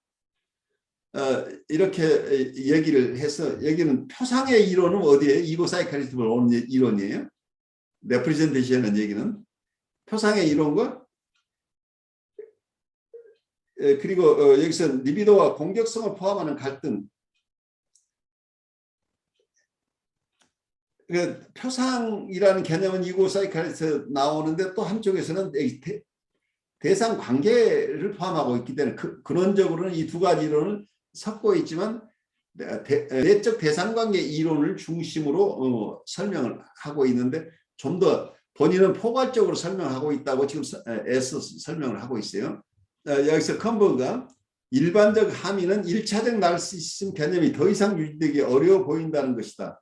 여기서 1차적 프라이머리 나르시시즘 개념을 결국 포기할 수밖에 없는 상황을 본인도 지금 여기서 설명하고 있는 거죠. 그런데 미국은 또 1차적 나르시시즘으로 설명을 쭉 해왔기 때문에 본인이 컴플릭이 발생한다는 게 결국은 이렇게 쭉 논리를 세워가다 보니까 1차적 나르시시즘은 더 이상 유지하기 어려운 개념이 아니냐 하는 얘기를 지금 하고 있는데 이걸 명시적으로 완전하게 여기서 포기한다는 개념까지는 가지 않고 이런 그냥 서제션하고 넘어가죠. 여기서는. 그 다음 나오는 얘기가 상위 심리학적으로 1차적 나르시즘과 1차적 대상 범위는 사실상 동시에 일어나기 때문에 어떻게 동시에 일어나는데 이걸 1차적 나르시즘이라고 할 수 없지 않느냐 하는 논리적인 모순에 빠지죠. 그리고 1차적인 좋기만한 자기 대시 대상 표상이 여기서 이게 미분리 상태에 있다는 걸 전제로 하기 때문에 이게 자기 대시 대상 표상 이 용어는 자기 대시 대상 표상 용어는 바로 이고 사이칼리지를 수용하고 있기 때문에 일어나는 얘기예요. 대상관계 이론 속에서는 자기 대시 대상 표상이라는 이론이 나올 수가 없어요. 왜냐하면 대상관계 이론 속에서는 처음부터 대상과 자기가 분리되어 있다고 보기 때문이에요. 그런데 이걸 대시로 묶어놓고 있는 게 독특하게 이고 사이칼리지 쪽의 이론, 프라이머리 나르시시즘을 유지하는 과정 속에서 충분하게 다 소화하지 못하는 이런 개념들이죠. 그래서 자기하고 대상이 한 묶음으로 되어 있는 과정을 둘이 미분리되어 있는 상태를 상정하고 있다는 게 일단 이고 사이칼리스트의 기본적인 전제예요. 그런데 코웃이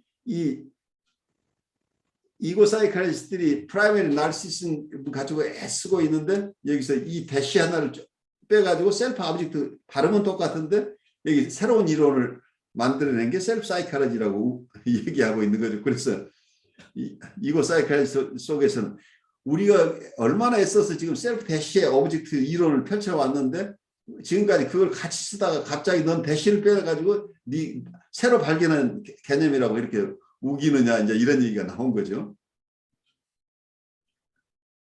그래서 여기서 계속해서 이쪽에 나오는 것은 결국은 굿 아브젝트하고 배드 아브젝트에 대한 좋기만 한 대상, 좋기만 한 나쁘기만 한 대상, 또 한편에서는 좋기만 하는 자기, 나쁘기만 한 자기. 굿 아브젝트, 배드 아브젝트 얘기, 그리고 굿 서브젝트, 배드 서브젝트 이러한 여기서 분열이라는 기제, 분열된 상태. 그러니까 여기에서는 분열된 상태로부터 나중에 통합해 나가는 과정을 디프레시브 포지션이라고 대상관계에서 얘기하고 있는 거죠.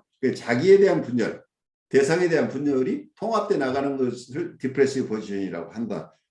이 개념을 컴버그가 지금 소화하는 과정 속에서 1차적 나르시시즘, 그래, 셀프하고 오브젝트 S-O라는 개념을 계속 유지하면서 대상관계 이론을 소화하려고 하니까 여기서 논리에 어떤 비약도 생기고 무리도 생기고 해서 이걸 우리 보고 이해하는 사람들도 혼란에 빠질 수밖에 없죠. 왜냐하면 본인도 클리어하게 이걸 두 개를 융합해 낼 수 없는 근원적인 다른 이론을 무리하게 엮었기 때문에 근원적인 퍼스펙티브가 다른데, 나중에 1980년대 여기서 컴버그가 프라이머리 나르시시즘 이론을 포기할 수밖에 없었던 이유가, 결국 대상관계 이론으로 돌아갈 수밖에 없었던 이유는 뭐냐면, 유아 관찰에서 아주 초기 유아들을 어머니와 자녀를 계속 관찰해 본 결과 아이들이 우리 어른들의 생각보다 훨씬 더 많은 기능을 가지고 있다. 처음 태어나면서부터 독립성을 가지고 있다고 하는 거예요. 미미하긴 하지만 이게 결코 이게 자기와 대상을 구별하지 못하는 그런 단계가 없다고 보는 거예요. 실제 옵서베이션을 통해서 과학적으로 입증된 거라고 거의 봐요. 그래서 이런 프라이머리 나르시시즘 이론은 그냥 과거의 이론이라고 이해하는 사람들이 많아요, 지금은. 실증적으로는 폐기된 이론이라고 보는데, 이론 구성을 과거에 그 이론으로 했던 분들이 이걸 고치기는 굉장히 어렵기 때문에 과거의 이론들이 계속 남아있고, 그래서 좀 혼란스럽긴 해요. 근데 실증적인 연구 결과로는 어쩌면 멜라니 클라이 봤던 그 관찰이 맞다고 보는 견해가 꽤 많은 것 같아요. 그래서 결국은 컴버그도 프라이머리 나르시시즘을 내려놓을 수밖에 없었다는 얘기죠. 그 과정 속에서 우리가 지금 읽듯이 자기 스스로 이론을 전개하는 과정에서 스스로 모순에 빠지는 것을 우리가 여기서 보고 있죠. 요약하면 필자의 공식화가 타당하다면 나르시시즘 연구는 리비도와 공격성의 운명에 관한 연구 및 내재화된 대상관계의 운명에 관한 연구와 분리될 수 없을 것 같다. 임상적으로 말한다면 자기애적 갈등에 대해 말하는 것은 자기 대 다른 심리내적 구조 및 자기의 리비도 점유와 공격성 점유에 영향을 미친다고 언급되었던 환경 요인 간의 정상적 및 병리적 관계에 대해 말하는 것이 된다. 정상적 및 병리적 나르시시즘의 다양한 형상을 통합된 스펙트럼으로 조직화함에 따라 구체적 사례에서 어떤 유형이나 어느 정도의 자기애적 병리에 대해 언급하고 있는지 더욱 구체적으로 볼 수 있을 것이다. 마찬가지로 자기애적 저항이라는 용어도 전이에서 자존감과 자기의 통합을 보호하려는 방어기제의 범위를 가리킬 때 훨씬 더 의미 있을 수 있다. 이 스펙트럼은 일반적인 병리적 성격 특성의 비특정적인 자기애적 기능에서부터 특히 자기애성 성격의 구체적인 방어 기제까지의 범위를 지닌다. 나르시시즘에 대한 인삼적 및 이론적 이해가 진전되면서 몇 가지 혼란스러운 용어 문제와 상위 심리학적 공식화와 임상 관찰 간의 불일치가 해결됨으로써 나르시시즘 용어를 더욱 뚜렷하고 한정되고 임상적으로 관련되게 사용할 수 있게 될 것이다. 좋아요. 굉장히 쉽지 않은 어떤 부분을 우리가 읽었어요. 오늘 마침으로써 우리가 어쩌면 컴버그 공부는 일단은 책 한 권을 마치는 셈이에요. 마치면서 오늘 느꼈던 부분이나 전체적으로 느꼈던 걸 조금 나누는 시간 갖죠. 그게 뭔가 이유가 있을 거예요. 방어인가요? 제 방어 아닐까요?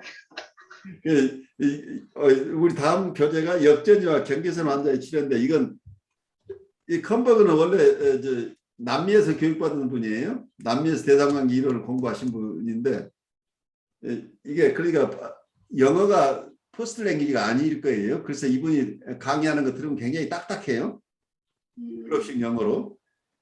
그러니까 그래서 이분 책도 굉장히 어려워요. 왜냐하면 이분이 네이티브 텅이 아니라고 보여요. 그러니까 글 자체도 굉장히 유럽식 개념 중심으로 이렇게 쭉 써서 우리한테 잘 안 들어오는데 이번 쓰는 책은 Management of Counter Transfer with Borderline Patients라는 책인데 이분은 글렌 게버드라는 분하고 셀리 윌킨슨인데 이분들은 네이티브 텅을 그러니까 미국 사람들이 진짜 쓴 책이니까 좀 쉬워요. 그러니까 뭐라고 할까 너무 딱딱한 개념보다는 실제 우리가 임상을 파악하는 데 큰 도움이 되는 책이에요. 제가 공부하는 과정에서 도움을 많이 받았던 책에서 여러분들한테 소개하고 싶었는데 번역본이 없어가지고 제가 어떡하나 원문을 읽히자면 또 좀 다들 힘들 텐데 하고 걱정하고 있었는데 작년에 이 번역서가 나와서 이걸 선택한 거예요. 저희 다음에 하는 예. 경계선. 이 역전이와 경계선은 이제 실려 있어요. 궁극적으로는 굉장히 초심리학적으로 어떤 면에서는 지금 컴버그라는 분이 굉장히 큰 기여를 했어요. 뭐냐면 보드라인이라는 개념 자체를 처음 만드신 분이고 그걸 DSM에 들어가게 하신 분이에요. 그런 점에서 보드라인이라는 개념을 이해하기 위해서는 컴버그를 결국은 우리가 공부할 수밖에 없어요. 열심히 공부를 했는데 어떤 한계가 있냐면 대상관계 이론가들 중에는 이 보드라인이라는 개념 자체가 필요 없는 개념이라고 생각하는 분도 많아요. 왜냐하면 대상관계 이론으로 다 해소되는 것을 이게 보드라인이라는 개념을 만들어가지고 더 복잡하게 만들어 놓은 거 아니냐 느낌을 갖는 분도 많은 거죠. 왜냐하면 우리가 쭉 읽다 보면 컴버그 얘기가 아주 초심자에게 들어가면 결국 대상관계 이론밖에 안 남아요. 그죠? 그 위에 이고 사이클이 덧칠해 놓으니까 그 덧칠한 거다고 이거 원래 이론하고 캄프릭이 일어나고 그걸 동시에 한꺼번에 거기에다가 어떤 대상관계 이론에다가 이고 사이카지를 넣으면서 또 거기에다가 우리의 마음의 삼중 구조까지를 다 아까 에펙트를 중심으로 이거 다 끼워 넣어서 맞추려고 하는데 새로운 하나의 초심약을 빌드업하는 것 같은 이런 그걸 그 내적 대상관계라는 것을 아주 이분은 내적 대상관계 그리고 에펙트를 중심으로 하나는 공격성과 리비도 중심의 이런 거 어그레션 이론을 통합해내서 그러니까 나르시시즘 자체도 한쪽에서는 어떠면은 셀프에 대한 리비도의 인베스트먼트라고 해놓고 나서 나중에 보니까 그것도 말이 안 되는 게 리비도만 투자하는 게 아니고 공격성도 투자하는 거니까 그 자기애라고 하는 말 자체가 모순되는 말이에요. 처음부터가 어떠면은 자기애와 공격성이 자기에게 투자된다 이런 개념인데 그래서 너무 초심리학 쪽의 배경을 두어서 말하자면 유럽식으로 수미일관하게 논리적으로 설명하려고 하다 보니까 너무 또 좀 현실적인 감각을 우리로부터 잃게 만드는 그래서 모든 것을 내적 대상관계라는 틀 안에서 다 설명하려고 하니까 그럴듯하긴 한데 누구도 그렇게 따라가기 어려운 이론들이죠. 본인은 수미일관한다고 하지만 다른 사람도 그렇게 논리적으로만 따라갈 수는 없는 한계가 있는데 미국 사람들의 그런 굉장히 프랙티컬해요. 실용주의적이기 때문에 다음 책은 좀 더 우리가 우리의 심리 내적인 요인 역전 중심으로 이렇게 설명을 하고 있어서 좀 더 우리가 쉽게 접근할 수 있을 거예요.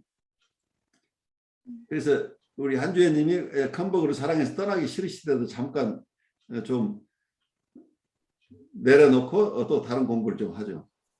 네.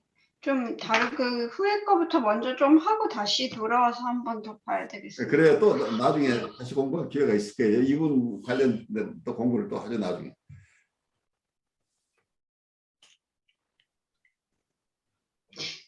제 질문이 팩트에 대한 건데요. 예. 그 정동에 대한 그 감정이랑은 다른 거잖아요, 사실. 그러니까 이게 추상적인 얘기들이라 다르다고 할 수도 있고 같다고 할 수도 있고 참 애매한 얘기예요. 그 에펙트를 타고난 인본 포지션이라고 인본 디스포지션이라고 얘기를 하고 있죠. 그러니까 우리가 플레저를 느끼거나 불쾌함을 느낄 수 있는 건데 우리는 처음에는 프로이드 얘기도 플레저 언플레저 프린시플이죠. 그러니까 쾌락과 불쾌를 느끼는 정서, 그것을 느낄 수 있도록 하는 근원적인 어떤 생물학적인 우리 타고난 어떤 그러한 개념으로 에펙트를 쓰고 있는데 그 에펙트로부터 결국은 이 우리의 체험들이 아까 디퍼렌시에이션이라는 용어가 나오죠. 많은 것을 차별화가 되면서 우리가 실제 체험 자체 그래 여기서는 생물학적인 바이올로지컬한 걸 연결시켜서 우리 바디가 느끼는 것 뭐 이런 식으로 얘기를 하고 있지만 그 경험 자체도 다양할 거 아니겠어요. 양이 색깔이 각각 다르고 체험에 따라 각각 다르기 때문에 결국은 다양한 어떤 체험들이 일어나고 그래서 에펙트 자체도 분화한다 이런 개념을 쓸 수 있을지 모르겠어요. 그래서 정서론에서는 정서도 분화한다는 개념을 쓰고 있어요. 아니 또 왜 궁금했냐면은 저희 이 미디어론 할 때 예. 이 저희 사용자가 어떻게 경험하고 느끼는 그거에서 어펙트라는 단어를 많이 쓴단 말이에요. 맞아요. 그러니까 그게 어펙트랑 같은 얘기예요. 예, 그게 그때는 거기 저희는 그 몸과 마음이 분화되지 않게 이렇게 결합된 형태의 그 따로 이렇게 분리되지 않은 감정 같은 거죠. 감정이라 그래서 우리가 따로 이렇게 앞에 내놓고 슬픔, 기쁨 이렇게 할 수 있는 게 아니라 저희 몸의 어떤 감각과 이렇게 뭉쳐진 어떤 원초적인 어떤 그런 감정을 표현할 때 어펙트라는 단어를 쓰고 이걸 저희가 뭐 컴퓨터나 이런 걸 사용하는 사용자는 그게 이렇게 뒤섞인 그것을 우리가 실제로 느끼기 때문에 그럴 때 어펙티브 바디 같은 게 되고 우리가 어펙트를 경험하게 된다라는 그런 개념들을 쓰거든요. 그건 굉장히 어떤 면에서는 여기서 컴버그가 쓰고 있는 거 유사한 개념이에요. 그 유사한 개념이 컴버가 아까 바이올로지컬한 거 우리 신체하고 가장 가까운 게 에펙트라고 보고 있잖아요. 네. 그러니까 그것을 프로이드는 드라이브를 거기에 가장 중요하게 봤는데 컴버그는 어펙트를 중심으로 지금 거기에서부터 내적 대상 관계의 체험들도 일어나고 거기에서 드라이브 중에 내가 플레서 우리에게 만족을 주는 것 중심으로 해서 결국은 리비도가 형성이 되고 불쾌함을 주는 것 중심으로 해서 어그레션이 생겨난다고. 그래서 이 욕동 자체도 어펙트로부터 생겨난다고 이렇게 이론을 하고 있기 때문에 그건 가장 우리 신체하고 밀접하게 관련되어 있다고 지금 여기서 보고 있는 거죠. 그래서 그게 아주 우리가 감정이라고 이렇게 분화돼 나온 정서라기보다 원초적인 어떤 바디하고 관계에서 느껴지는 어떤 느낌들 이런 것 중심으로 어펙트를 구성하지 않았을까 싶어요. 근데 그 개념은 학자마다 쓰는 데 따라서 많이 차이가 일어날 수 있겠죠. 좀 더 확대해서 정서라는 개념을 넓게 이해하려고 하는 분도 있겠고 조금 더 바디에 중점을 해서 신체적인 것과 거기에 신체 반응과 심리적인 반응이 함께 일어나는 이런 영역을 어펙트라고 얘기할 수도 있겠죠. 아주 중요한 부분인데 그건 양쪽에서 연구를 하시면 아주 큰 도움이 될 것 같아요. 우리 강 목사님은 오늘 느끼시는 것 어떤 게 있으신가요? 저는 이제 이 컴버그의 이야기를 이제 거의 뭐 정리하는 부분 있잖아요. 예, 예. 그 마음이 컴버그가 보고 있는 구조라고 생각 그림을 그렸는데 이게 내부에서 가운데 이제 이 부분이 이제 그 에펙트 예. 정동이 되고 정동의 바깥에가 여기가 대상 관계 굿 오브젝트, 배드 오브젝트가 되고 그 바깥쪽에 지금 드라이브가 나오거든요. 그래요. 지금 이렇게 해서 그 다음부터 나오는 게 이야기하면 이모션이라든지 비헤비어라든지 여러 가지 기타 등등등이 다 된다 그러면은 결국은 컴버그가 보고 있는 마음의 구조는 이렇게 되고 가장 핵심 속에 정동이 있다 이렇게 봐지잖아요. 그렇죠. 근데 또 한 가지 생각되는 게 그 정동 자체도 쾌불쾌라는 게 그 뭐랄까요? 그냥 딱 구분돼서 그냥 쾌불쾌가 아니고 이게 어느 정도의 비율로 섞여 있는 듯한 느낌이 들거든요. 그래서 쾌를 더 느끼거나 불쾌를 덜 느끼거나 아니 이게 딱 하나가 쾌다 불쾌다 이게 아니라 뭔가가 이게 혼합돼 그러니까 있고 이게 처음에는 원시적인 경우일 때는 아주 좋거나 아주 나쁜 것으로 이분법으로 나오는데 이게 발달하면서는 그 중간 영역도 이제 다 에펙트로 봐야 되지 않느냐는 문제가 나오겠죠. 예, 그렇게 되고 그리고 굿 오브젝트, 배드 오브젝트도 그러니까 초기에는 완전히 분리될 수 있지만은 그게 어느 정도 되면은 이게 굿과 배드라는 것도 경계가 모호해지고 그다음에 드라이브도 리비드와 어그레션도 나중에 되면 그거 자체도 딱 분명하게 막 드러나는 게 아니라 어떨 때는 그것도 모호하게 그게 컨티뉴 되는 거죠. 예. 그래서 이거를 그림은 이렇게 제가 그려봤지만 결국은 이 경계 요 안에 들어있는 게 다 구름처럼 섞여 있는 듯한 느낌이 들더라고요.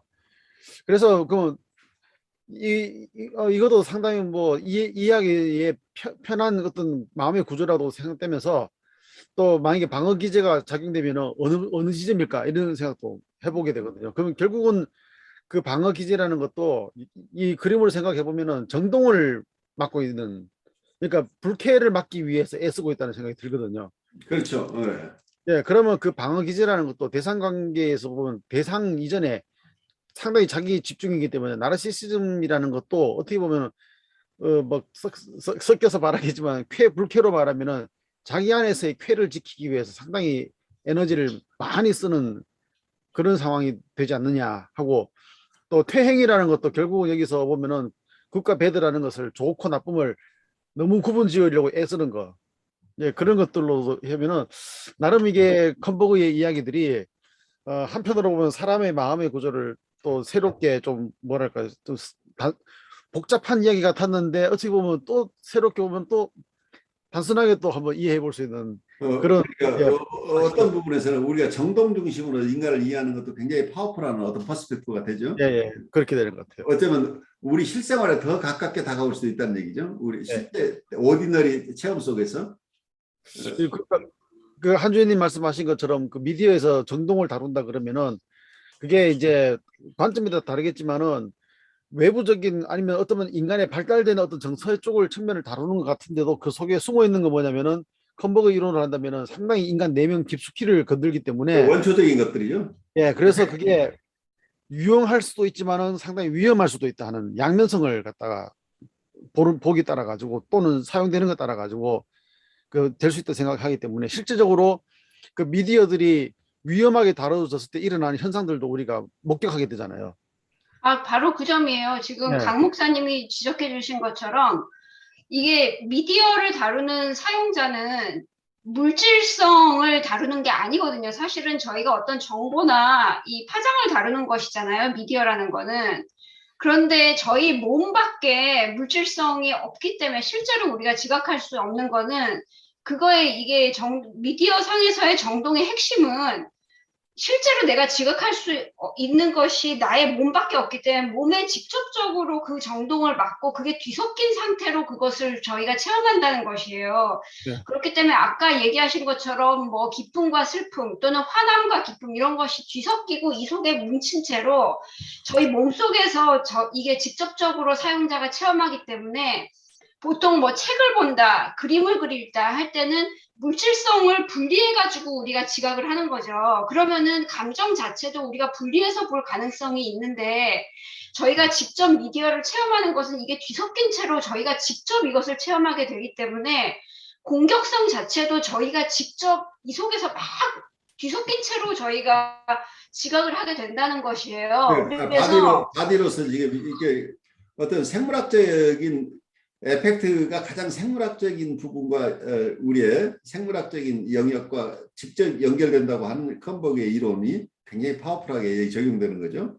네, 맞아요. 그래서 저희가 무슨 뭐 게임 중독이다 아니면은 무슨 뭐 미디어를 사용하는 사용자가 어떻게 감정 표현을 하나 이런 부분에 대해서 굉장히 피상적으로만 생각을 하는데 저 생각에는 그게 너무나 이거를 너무나 정동으로서 저희 몸속에서 이거를 직접 체험하기 때문에 그런 공격성이다 이런 것을 다른 물질성으로 여과할 장치 같은 게 없는 거예요, 저희는.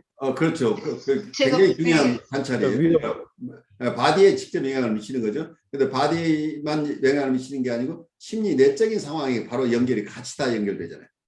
예, 맞아요. 그래서 아까 지금 강 목사님이 지적하신 게 딱 거기서 맞는 그것이고 굉장히 지금 컨버그는 제가 지금 혼란스러운 상태로 공부를 해서 모르겠지만 이거 자체의 정동도 우리 지금 현대적인 어떤 지금 미디어 환경이나 이런 데서 우리가 심리적인 어떤 환경 같은 걸 연구할 때 굉장히 중요한 어떤 개념의 하나로 저희가 그 연구를 시작할 수 있을 것 같은 생각이고 강 목사님 아까 그 그림 그리신 거 이거 사진 찍어갖고 저희 올려주시면 안 돼요? 그래 네, 올려주세요. 참고해가지고 한번 아주 기가 공부해볼게요. 막힌데. 예, 참고해서 공부해보고 네. 나중에 또 저도 말씀드릴게요. 이렇게. 그러니까 어떻게 보면은 이 미디어라든지 이런 것들이 만약에 인간의 정동에 직접적 영향을 끼친다면은 말하자면 판도라 상자처럼 어쩌면 인간이 열지 말아야 될 상자를 열었나 싶은 생각도 드는 게 뭐랄까 너무 인간 내면 깊숙이 파고드는데 그거를 그 다른 것과 뒤섞여 가지고 그 말씀하신 대로 여과 없이 그냥 인간에게 악용될 가능성이 있는 거죠. 예, 그렇죠.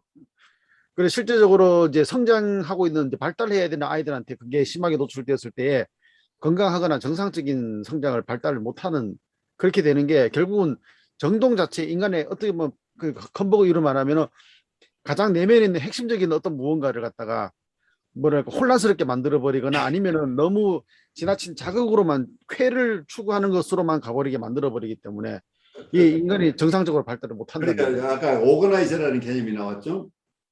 그래 조직자라는 것. 그래 우리 심리 내적 세계를 구성하는 어떤 조직자 역할을 하는 게 에펙트가 둔다고 한다면 프로이드는 우리가 최초의 이고는 바디 이고라고 봤어요. 우리 이고 자체가 바디라는 게 최초에는. 그 바디가 이고의 기능을 하는데 나중에 심리 내적인 구조로 바뀌기 전에는 우리 신체 자체가 이고 기능을 한다.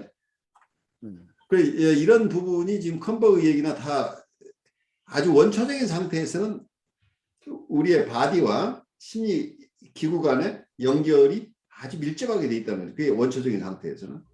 그래서 실제 지금 성인들도 심리적으로 어려운 상황에서 바로 신체화가 일어나는 게 심리 기구가 프로세싱을 제대로 못하면 바로 신체가 그 데미지를 받는다는 거죠. 그래서 지금 이 에펙트를 바로 다루는 미디어들은 바로 인간의 코어 부분에 영향을 미칠 수 있기 때문에 굉장히 큰 도움을 줄 수도 있지만 또 굉장히 큰 데미지를 줄 수 있는 가능성이 있는 거죠. 예, 양면적으로 굉장히 그 나쁜 거는 더 끌어내서 더 확실하게 나쁘게 보여주고 좋은 것은 또 더 끌어내서 더 좋게 그 발달할 수 있게 하고 여러 가지 그 속에 있는 어떤 양면성을 굉장히 큰 물살처럼 역동적으로 이렇게 할 근데 수 이제 그게 있는 문제가 이 부분이 아주 네. 원시 상태, 초기 상태로 가게 되면 아까 우리가 대상관계 이론에서 얘기했던 PS 포지션으로 가버릴 가능성이 네. 굉장히 높다는 게 D 포지션이 아니고. 맞아요. 그 규율 없는 상태가 또한 미디어의 또 가장 기본적인 속성 중에 하나거든요. 그러니까 중심점이 없고, 바로 예, 규율 없는 구분대상 상태. 중심으로 움직여 버리니까 통합된 인격 구조가 파괴될 가능성이 있다는 여기에서. 예, 맞아요. 맞아요.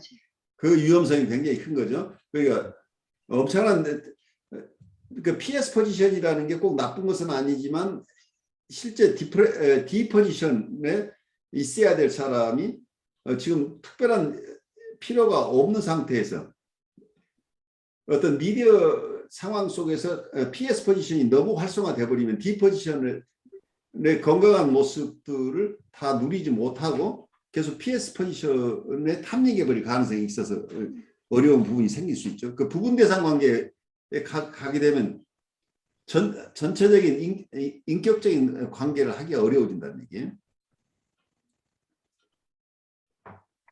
그리고 또 저기 그러면 이제 치료 관계라는 게 보니까 어떻게 보면 해석 결국은 컨버그는 해석 중심의 이론이 되어서는 안 된다는 걸 자기 스스로 밝히는 것 같아요.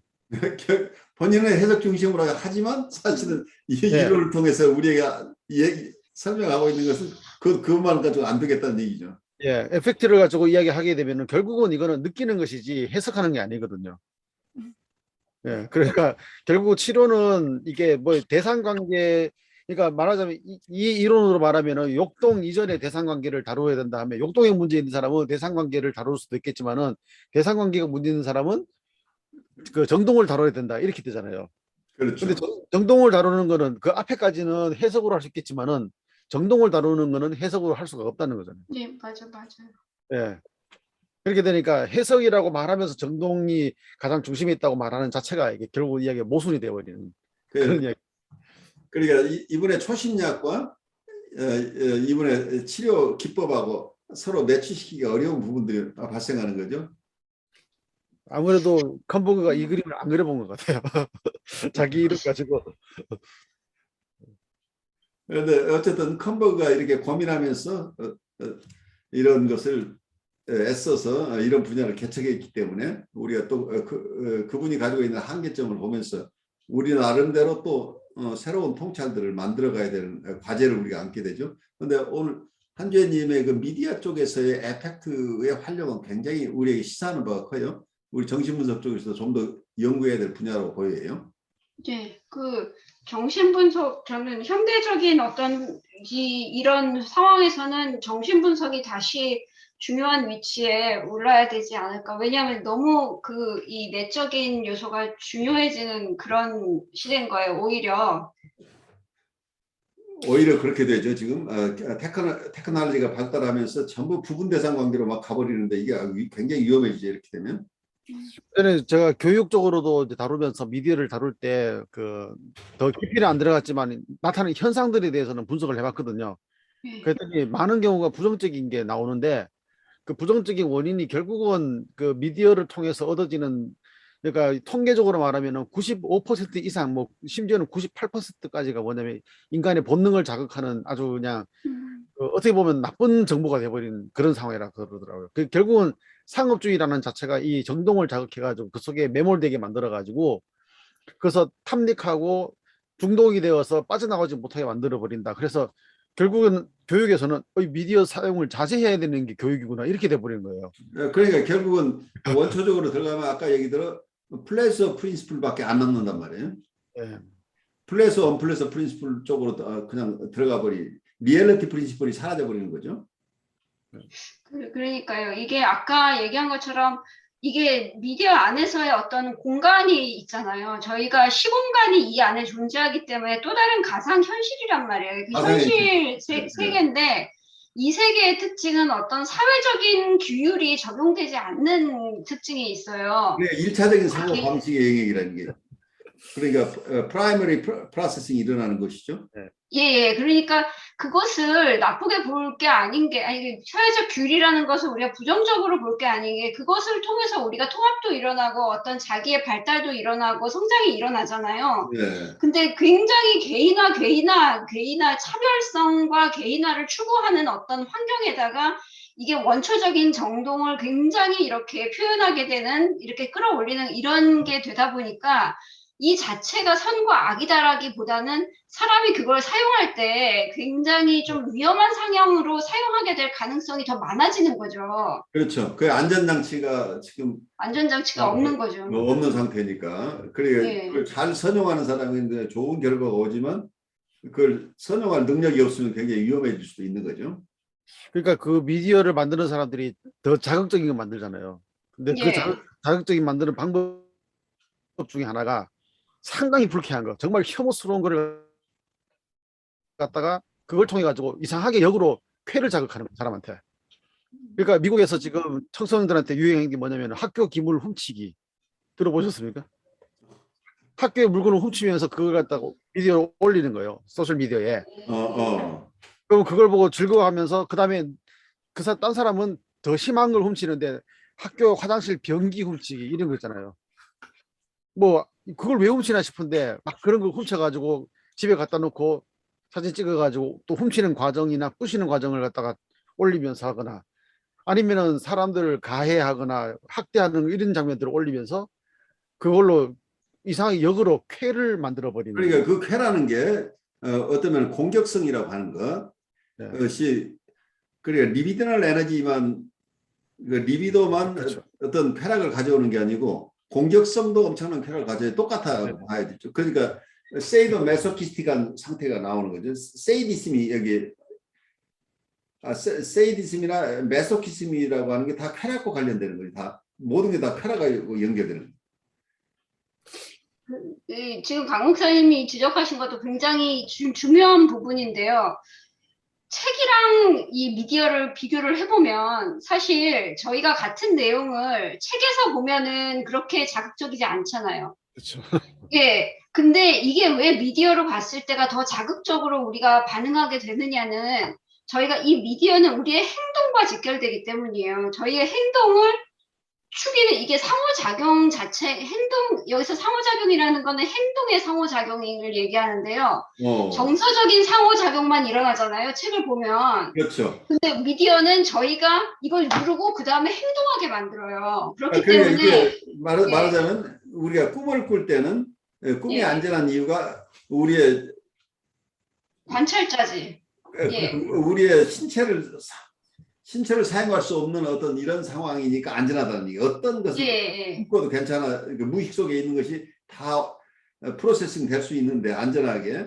그런데 이 꿈이 아니고 지금 몽유병 상태에서 움직이면 큰 사고가 나는 거잖아요. 그러니까요. 이 미디어를 사용할 때는 키고부터 자기 행동으로 시작하고 끝도 자기 행동으로 끝나는 거고 그 안에 조작도 자기 행동으로 그게 부추기는 거기 때문에 뭐 요거 별거 아니지 않냐 하지만은 행동을 하는 것과 관찰자의 입장을 전혀 다른 있는 거죠. 거는 큰 차이가 있는 거예요. 그렇기 때문에 책과 다르게 사고가 나는 거거든요. 그래 아주 중요한 차이네요. 예, 아무튼 강 목사님이 지금 얘기하신 거는 다 체험으로 그걸 하시는 건데 그게 다 중요한 요소들인 거죠. 그래서 아까 정동 얘기부터 여기까지 왔는데 아무튼 요즘에 더 필요한 그런 것이 우리가 공부하는 이쪽이 아닌가. 우리 한주영 교수가 아주 좋은 테마를 픽어오신 것 같아요. 아주 좋은. 아니요, 저는 많이 배우고 있죠 여기. 교수님과 그래요. 강 목사님한테. 여러분들 우리 또 다음 주에 봬요. 수고하셨어요. 네, 감사합니다. 네. 네.